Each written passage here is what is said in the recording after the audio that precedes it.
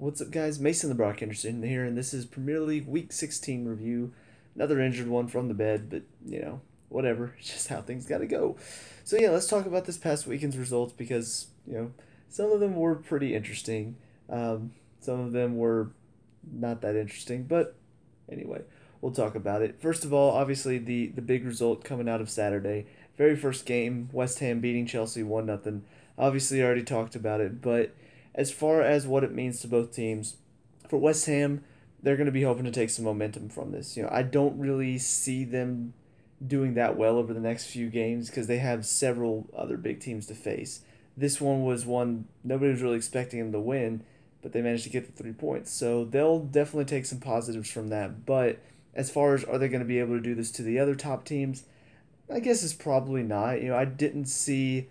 They played pretty well against Man City last week, and then obviously they played well enough against Chelsea this week. But I think honestly, looking at this game, it was less that West Ham have really stepped it up and have become a better team, and more that Chelsea dropped off a lot. And I already talked about the reasons why in my review for Chelsea. But yeah, I don't see West Ham really taking really any more points from this difficult run that they have. I think this was one of those scrapes, sort of like how Crystal Palace beat Chelsea. It was that one moment, and since then they've only picked up like one other win and then a couple draws. They haven't really stepped it up since then. It was just that game that Chelsea should win and then don't because they've got a few players that have not really stepped up for them this season. And on that note, I do think that kind of shows that Chelsea no longer in the title race this season. And obviously, as a fan, I'm disappointed to say that. But yeah, I mean that's pretty much it for them. This was the weekend where one of the Manchester clubs is dropping points. You've got to win this game. It's a game against a team that's really been struggling. You don't do it, now you're no longer in the title race. Like you're too far out. I think they are 14 points behind Man City right now. Now, doesn't mean they are technically out of the title race, but based on how Man City's been playing, being 14 points away, there's not a good chance that they're going to drop 5 points or 5 wins for the rest of the season. So, yeah, I'm pretty confident in saying that Chelsea are no longer in the title race, but still want to make sure that they finish in the top four while still being able to focus on some of the other competitions because now you have to win the FA Cup or the League Cup or go for the Champions League if you can because you've already given the league away with a couple really poor results like this one. So they'll be very disappointed, but West Ham will obviously be very happy with the 3 points. Next up, you got Spurs versus Stoke. Spurs easily beat Stoke 5-1. This is more of a sign that Stoke have definitely got some holes they need to fill. Obviously, the results have not been coming for them. It's another really bad result, and Spurs obviously they've been playing okay. They haven't really had good results the past few weeks, but this one is like Spurs just easily dominate Stoke. That's not true to Stoke. That's not true to what Mark Hughes has done at Stoke. So I think they're going to be looking to see what can be changed. Is it the manager? Do we need more personnel in the January transfer window? What do we need to do? Because frankly, yeah, it's not been good for Stoke. They've really dropped off a lot since the beginning of the year. They had some really good performances, some good results, and now all of a sudden it's just every week is a struggle for them. They're not winning games, they're drawing a couple and then losing a lot, and then they get crushed by Spurs, who really have not looked their best over the past few weeks. Yeah, that's very disappointing for them. So, Spurs will obviously be hoping to take this momentum and get themselves back up into the race for the top four because the past few results have not been good for them. Um, and then Stoke will be trying to look to see what they can change either now or in the January transfer window. Next up, we got Swansea versus West Brom. Swansea coming away with a 1-0 win at home. Obviously, they'll be very happy for that because they've really needed a win over the past few weeks. The performances, I haven't really seen all of their games because a lot of them have been on the NBC Gold app. So I haven't really been able to watch and see what's been going wrong. But the fact that they managed to pick up some pretty good players in the summer transfer window and they haven't really come through for him. Yes, they've gotten obviously Boney and Abraham have scored a few goals for him, but defensively they just haven't really looked solid. They've given away too many goals and it's cost them leads. So yeah, obviously getting a 1-0 win, we'll say, hey, we managed to keep a clean sheet and we managed to score and against the West Brom side that are fighting for their lives right now. So they'll be taking a lot of positives away, and obviously this is pretty much a 6 point relegation game right now. So they'll definitely be happy to take 3 points away from West Brom, who are also down there struggling with them. And then West Brom, it's not really been looking good for them. They've got Alan Pardew coming in, uh, I think. All of these managers moving around. I can't remember who went there, who went where. I'm pretty sure Pardew went to West Brom. I'll have to look at that again to see. But the new manager coming in, whoever it was, obviously they'll be hoping to say, hey, look, things are stepping up with the new manager coming in. It wasn't just the players turning against Tony Pulis, but results like this will show maybe it is just the personnel isn't quite there. And it is something to look at because West Brom have been able to stay comfortable over the past few seasons, but now some of their players are getting older, and now it's a lot more difficult for them. They brought in Barry, who is already super old, so you just added more age to the squad. I don't know if they've really improved it there. Um, so I'm not sure what needs to change for them. I think go and buy in the January transfer window, get some solid players that'll help you stay up, but I mean that's about all I can think of for them because they've already changed the manager and things obviously are still not working. So next up, Huddersfield versus Brighton, 2-0 win for Huddersfield. Two of the newly promoted teams face off, and Huddersfield comes out the better. And it's kind of been the story of their season. They've looked a really good team, and was the one that everybody didn't really know anything about. Brighton have typically been on the verge of getting promoted for the past couple seasons. I'm pretty sure. I'll have to go back and research to make sure I'm right about that. But Brighton is a team that most people knew about. Newcastle is obviously a team that's been in the Premier League before. Huddersfield's a team that most people were like, who is this team? Are they going to be able to make it? But they've done well this season. And this sort of shows, hey, we've got a bit more quality than Brighton does. And I think it's a fully deserved result. Obviously, I didn't get to watch it, but based on what I've seen out of the two in the past, I do think Huddersfield is the better team of the two and probably deserve the 3 points overall. Next up, two teams that are really struggling this season, Palace versus Bournemouth. 2-2 draw. Neither team needed that. Both teams definitely needed a win. Palace nearly was able to pull it off at the very end, but were not able to get that winning goal. Benteke gets a penalty saved. So yeah, it's been sort of the story of Palace this season. They've struggled all this season, managed to pick up a couple wins here and there that's put them back in the race of getting out of the relegation zone. But I mean, you can't beat Bournemouth at home. You're pretty much getting relegated. And as far as Bournemouth are concerned, a draw for them isn't great because they need to win, but it's on the road, so I think they'll probably take the point, especially considering they had a penalty, Palace had a penalty at the end that they managed to save. I'm pretty sure they'll be happy with the point, but at the same time, they'll be nervous that they weren't able to get 3 points on the team that's, I'm pretty sure they're tied on points down at the bottom. I want to say they're tied on points on the bottom. I can't remember. I'll look it up later. This is the type of stuff that I should probably look up before I start these reviews, but I get into it. I'm just like, yeah, I'll remember whenever I get to it. But yeah, so draw for both teams, definitely not what they needed. But which team's going to be happy with a point? I'm going to say Bournemouth, just because it's on the road and because they really should have lost there at the end. Next up, got Burnley versus Watford, two teams that have been really overperforming this season, in my opinion. Burnley have always sort of been a mid-table side, but they've really put together a string of really good results. Starting off with beating Chelsea at Stamford Bridge in the first day. That's sort of been the story of their season. They've been able to go and do very well at some of the top teams, and they've been beating all the bottom teams as well for the most part. And this is just another really good performance at home for them. It's a 1-0 win. It's very narrow, but they keep the clean sheet and they manage to get a goal, and that's pretty much been what Burnley's been able to do all this season. As far as Watford are concerned, they won't take too many negatives away from this. They managed to probably give Burnley a good fight. I wish I could have seen the game because I'm sure it probably would have been interesting to see how both teams set up, which team would be a bit more attacking, or if they're both very defensive minded. But Watford have been doing well so far this season, and this is not a result that they're going to look at and say, oh no, I can't believe we lost that. They'll take some positives from the game if there were some and look forward to the next game, try to improve on this result. But I think they've done well enough up until now that this loss doesn't really hurt them overall. And even if they lose the next game, it doesn't really hurt them overall. But they'll be hoping that it doesn't turn into a habit. They'll want to start taking points on the road if they can. And then the last game on Saturday was quite a result. 3-2 win for Leicester on the road. Yeah, it got pretty interesting in the second half. I only watched the first half because I had things to do later on Saturday. Had a show to do, so I wasn't able to watch the whole game. But I did watch the first half, and it seemed very boring and just kind of eh. It started off pretty lively, but then sort of faded out. But the second half, from what I hear, got pretty interesting. And obviously, finishing 3-2 is very interesting. Um, but yeah, I mean, for both teams, Newcastle really needs to start taking points at home against teams like Leicester. If they want to finish somewhere mid table, Leicester's another mid table side, and they should be taking points away from them. Whether it's all 3 points or whether it's just 1 point, they should not be losing at home like this.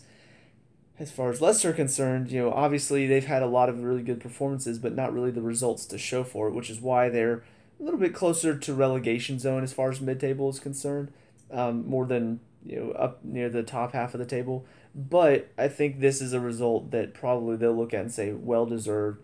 Overall, I'm assuming they're probably the better team just because I do think they have a bit more quality than Newcastle does. But I still think Newcastle should be able to use that home advantage and still get something out of the game. So I don't know. It's one of those things where I wish I could have seen the game to see exactly what happened. How did the goals come about, all that stuff. But as far as I'm concerned, Leicester do need the 3 points a bit more than Newcastle does right now because they haven't really started off the season very well. And Newcastle, they do need to start performing at home. They need to start getting points at home, especially against other mid-table sides. So both teams probably looking for a win in this situation. Leicester just happened to be the one to get the win out of it. So then you get on to Sunday, and obviously a lot of big games on Sunday.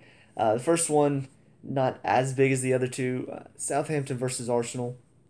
Southampton managed to get a point against Arsenal side that has really been playing very well over the past few weeks. But, I mean, as far as I could tell from watching most of the first game, it was pretty even contest. And I think that sort of shows where Arsenal is right now. They're struggling against teams like Southampton, but they do pretty well against Man U. Is that Man U? Yeah, they do. They played pretty well against Man U a couple weeks back. Where they dominate the game, they just couldn't get the win, and that's kind of that's been their season so far. They've had a couple good wins here and there. They've had a couple good performances, but overall, it's been kind of hit and miss. And this is another example of it's a miss. They play against Southampton side that really hasn't looked good most of the season, and they only managed to get a draw out of it. Yes, it's on the road, but I mean, you still expect to go and get 3 points against Southampton. So I think it's kind of been mixed results for Arsenal fans this season. They've had some good performances that have made them feel confident that they can go on and push and finish top four again this season. But there have also been a couple results like the Man U result, like this one, where it's just kind of like, really? Like we can't manage to get 3 points against Southampton. We couldn't manage to finish our chances against Man U and we lose 3-1. I mean, they'll be looking at those results as well, and it's kind of it's being balanced out by all of the other sort of poor performances. So, yeah, I don't know. It's been kind of a weird season for Arsenal, but this is just another result that kind of shows that they don't quite have it together yet. Then you look at Liverpool versus Everton. Kind of a surprising result considering that Liverpool have been really good this season as far as their attack, and Everton have not been good at all. So yeah, it's a pretty interesting result overall, but I'll say that on the whole of it, from what I could tell, obviously I didn't really watch the game, but I did hear about the penalty and I got to see it. Do I think it was a penalty? Eh, I've seen it given before. I saw Arsenal get a penalty for Ramsey doing the exact same thing. He felt the hands in his back. The guy didn't push him, but he just goes over and wins the penalty late on, and I think that won them the game as well. So I've seen penalties like this given before. Anytime the defender goes up and puts his hands on an attacker's, whether it's his back, whether it's his side, anytime he puts his hands on him, it doesn't matter whether he pushes him or if his hands are just there. Yeah, the attacker will go down, and half the time the ref will call it. This is just one of the times where he did. So I see why it was given because the refs tend to call that because they fall for it most of the time. But I understand why Arsenal or why Liverpool do feel hard done by in this situation. So I see both sides of it. As far as whether the point was deserved, I'd have to go back and watch the game again. I do know that Liverpool had a lot of shots and didn't get a lot of them on target. So yeah, I do think that is kind of disappointing from an Arsenal. I don't know why I'm saying Arsenal, a Liverpool standpoint.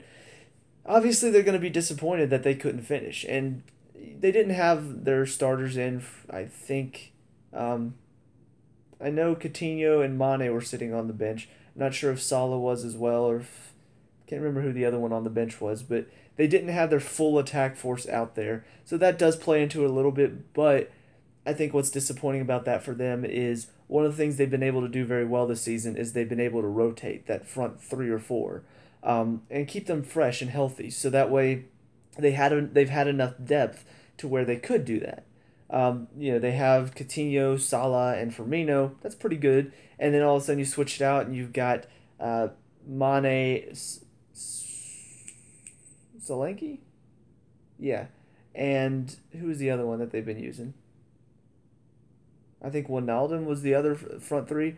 I mean, that's still a decent front three. Solanke, obviously former Chelsea player. I do want to rate him fairly highly, but at the same time, I do understand he's not quite Premier League quality. I'd say he's probably a bit more of Championship quality.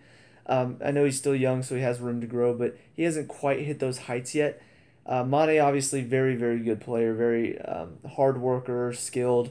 And then Wijnaldum is just a very hard worker. And I think Oxlade-Chamberlain also plays up there sometimes. But yeah, I mean, that front three is still pretty good and has still been able to handle some of the lower teams. And then you're able to switch them out. So now you've got this front three who can play against some of the lower teams, but then you've got this front three that can destroy a lot of the lower teams. And then even handle some of the big teams as well. So that rotation has really been helping Liverpool this season.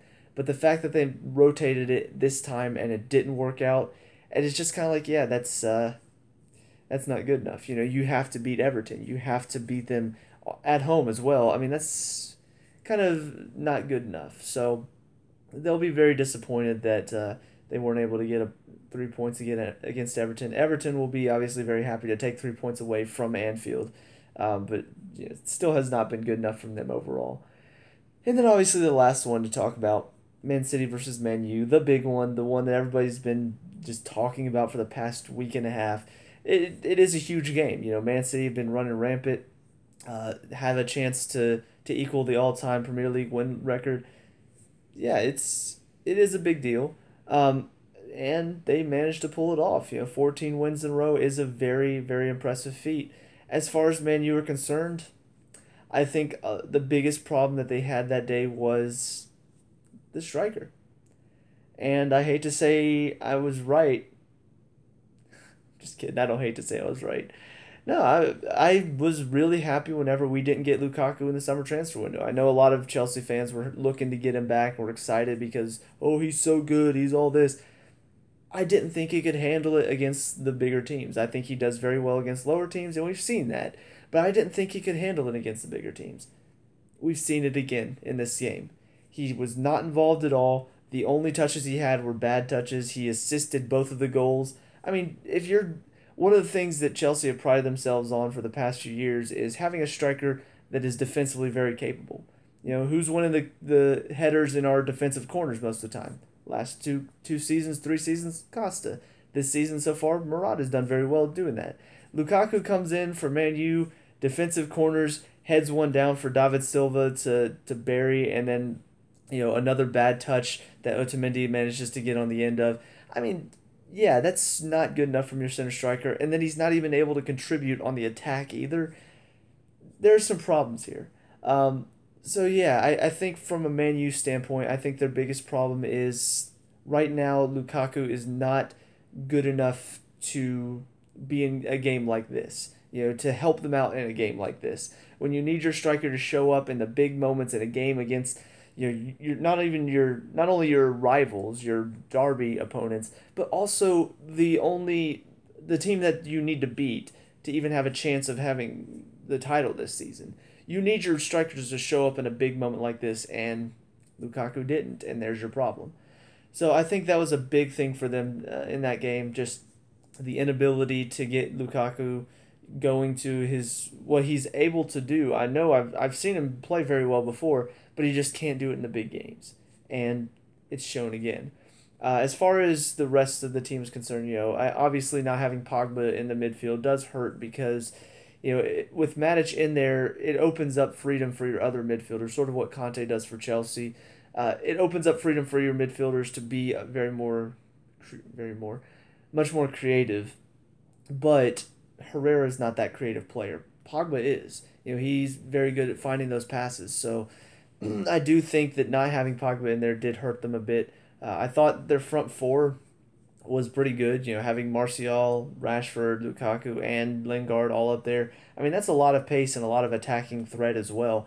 But because Lukaku doesn't show up, because Lingard's not as good as everybody says he is, that's two of your front four that really aren't able to perform at this quality. That's why they were able to not really hurt Man City that much on the day. It was shown that Man City's backline is vulnerable, though, a couple times. Man U did get down the field and threaten them, and Rashford's goal came from a really bad defensive mistake from Man City's part. So, yeah, Man City is very vulnerable defensively, but the problem is most teams can't get back there because they don't have enough possession of the ball. Some teams have managed to hit them on the counterattack and look very dangerous on the counterattack as well, but they couldn't finish, and so that's what killed them on the day. Man U were able to hit him on the counter a few times, but Lukaku wasn't really firing. Rashford, his finishing is okay if he's in a one-on-one situation. Martial, pretty good player. Finishing is not something that I really know him for. So, yeah, it just really wasn't working for Man U on the day. Man City, as far as they're concerned, obviously they'll be happy with the 3 points. It doesn't matter how it came about. But they will know that they probably got pretty lucky. It's not every day that the center striker for the other team is going to be heading balls down to your players for them to just bury right in front of the keeper. On top of that, De Gea did as much as he could to keep him in the game. Any other day, he might have saved those two shots as well. So, Man City will definitely be riding their luck for as long as they can. But I do have to say that it was another game where things could have gone a different way on a different day, depending on certain elements. If Lukaku manages to clear those balls, if De Gea manages to get a hand to both of those shots, I mean, on another day, it could have been Man U's game. So, Man City will not care, of course. They'll take all 3 points and be very happy with it. And they'll be wondering, is anybody capable of stopping us, or are we just going to win out for the rest of the season? I do see them losing before the end of the season. I don't think they're going to go unbeaten this season. It's just not likely in this type of season. And one of the things or this type of league, where every team is difficult, every team you face is going to be difficult, I don't see them being able to beat every team from now until the end of the season. I do expect one team to frustrate them and keep them from winning and even manage to probably poke a late goal.